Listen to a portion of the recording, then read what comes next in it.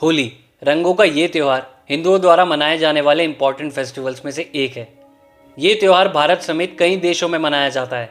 इस मौके पर लोग एक दूसरे को रंग लगाकर शुभकामनाएं देते हैं। इस दिन लोग एक दूसरे के बीच बनी दूरियां और मनमुटाव रंग लगाकर ख़त्म कर देते हैं। पर क्या आप जानते हैं कि हम होली क्यों मनाते हैं? हमारे हिंदू धर्म में जितने भी त्यौहार मनाए जाते हैं उन सब के पीछे एक पौराणिक और सच्ची कथा छिपी हुई होती है। ठीक उसी तरह होली में रंगों के साथ खेलने के पीछे भी एक कहानी है। यही जानेंगे आज हम इस वीडियो में। तो दोस्तों, स्वागत है आप सभी का हमारे चैनल स्पिरिचुअल जर्नी हिंदी पर। हिंदू धर्म की कथाओं के अनुसार प्राचीन काल में एक असुर राजा था जिसका नाम हिरण्यकश्यप था।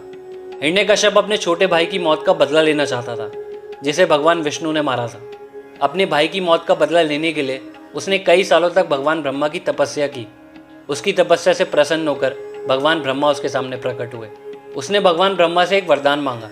उसने मांगा कि संसार का कोई भी जीव जंतु, देवी देवता, राक्षस या मनुष्य उसे ना मार सके। वो ना दिन में मरे ना रात में, ना पृथ्वी पर मरे ना आकाश में, ना घर में मरे ना घर से बाहर, यहाँ तक कि कोई शस्त्र भी उसे ना मार पाए। भगवान ब्रह्मा ने उस असुर राजा को वो वरदान दे दिया। हिरण्यकश्यप ये वरदान पाकर खुद को अमर समझने लगा और लोगों पर अत्याचार करने लगा। वो ये चाहता था कि लोग देवी देवताओं की पूजा ना करके उसकी पूजा करें। हिरण्यकश्यप की प्रजा में उसका खौफ इतना बढ़ गया था कि लोग उसे ही भगवान मानने लगे थे। उसके बाद हिरण्यकश्यप के घर में उसके बेटे प्रहलाद का जन्म हुआ। प्रहलाद बचपन से ही भगवान विष्णु के बहुत बड़े भक्त थे। वो दिन रात भगवान विष्णु की भक्ति में लीन रहते थे। प्रहलाद ने अपने पिता को कभी भगवान नहीं माना। हिरण्यकश्यप ने प्रहलाद को आदेश दिया कि वो उसके अलावा किसी और की पूजा ना करे, परंतु प्रहलाद ने उसकी एक ना मानी और वो भगवान विष्णु की पूजा करते रहे। हिरण्यकश्यप के लाख समझाने के बाद भी प्रहलाद नहीं माने और अपने पिता को भगवान मानने से इनकार कर दिया। अब हिरण्यकश्यप को ये बात बिल्कुल भी बर्दाश्त नहीं हुई कि उसके खुद का बेटा उसकी पूजा ना करके उसके दुश्मन भगवान विष्णु की पूजा कर रहा है। इसके बाद हिरण्यकश्यप ने अपने ही बेटे को मारने की ठान ली। हिरण्यकश्यप ने प्रहलाद को यातनाएं देनी शुरू कर दी। हिरण्यकश्यप ने अपने सैनिकों को प्रहलाद को मारने का आदेश दे दिया। प्रहलाद पर तीर, भाले, अस्त्र शस्त्र से वार किए गए, लेकिन प्रहलाद के शरीर पर कोई असर नहीं हुआ। उसके बाद हिरण्यकश्यप ने प्रहलाद को पहाड़ से नीचे गिरवाया, पर भगवान विष्णु की कृपा से उसे कुछ नहीं हुआ। उधर जब हिरण्यकश्यप को ये पता चला कि प्रहलाद अभी भी जिंदा है, तो उसने अपने सैनिकों को यह आदेश दिया कि प्रहलाद को जहरीले सांपों के बीच छोड़ दिया जाए। सैनिकों ने वैसा ही किया, परंतु सांप भी प्रहलाद का कुछ ना बिगाड़ पाए। जो भी सांप उन्हें डसने जाता वो वहीं जलकर भस्म हो जाता।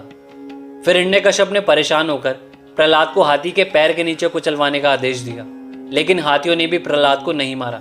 उसने शेर से भी प्रहलाद को मरवाने की कोशिश की, पर वो उसमें भी असफल रहा। हार कर हिरण्यकश्यप ने अपनी बहन होलिका से मदद मांगी। होलिका को भगवान शिव द्वारा एक वरदान प्राप्त था जिसमें उसे एक वस्त्र मिला था। जब तक होलिका के तन पे वो वस्त्र रहेगा तब तक होलिका को कोई भी नहीं जला सकता। हिरण्यकश्यप ने होलिका को आदेश दिया कि प्रहलाद को अपनी गोद में लेकर आग में बैठ जाए। हिरण्यकश्यप को लगा कि होलिका तो आग में जल नहीं सकती क्योंकि उसे वरदान मिला है, लेकिन उसका पुत्र आग में जलकर राख हो जाएगा, जिससे सबको ये सबक मिलेगा कि अगर उसकी बात किसी ने मानने से इनकार किया तो उसका भी अंजाम उसके पुत्र जैसा होगा। हिरण्यकश्यप ने एक चिता तैयार करवाई। उसे पूरा विश्वास था कि अब प्रहलाद को कोई नहीं बचा सकता। उसने अपने सैनिकों को प्रहलाद को लाने के लिए कहा। हिरण्यकश्यप का आदेश मानकर सैनिक प्रहलाद को ले आए। जो वस्त्र होलिका को वरदान में मिला था, होलिका उसी वस्त्र को अपने शरीर पर लपेटकर प्रहलाद को अपनी गोदी में बिठाकर आग में बैठ गई। जब होलिका प्रहलाद को लेकर आग में बैठी तब प्रहलाद विष्णु भगवान का जाप कर रहे थे। उसी समय ऐसा तूफान आया कि होलिका के शरीर से लिपटा वस्त्र उड़ गया और प्रहलाद के शरीर से लिपट गया और होलिका वहीं जलकर भस्म हो गई। प्रहलाद को सही सलामत देखकर हिरण्यकश्यप हैरान रह गया। उसे अपनी आंखों पर विश्वास नहीं हो रहा था।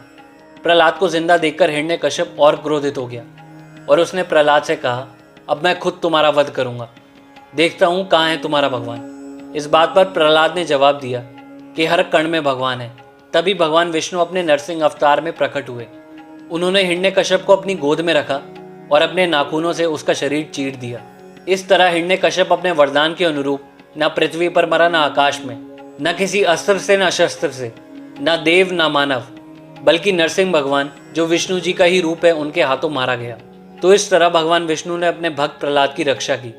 होलिका तो जल गई पर विष्णु भक्त प्रहलाद को कुछ नहीं हुआ।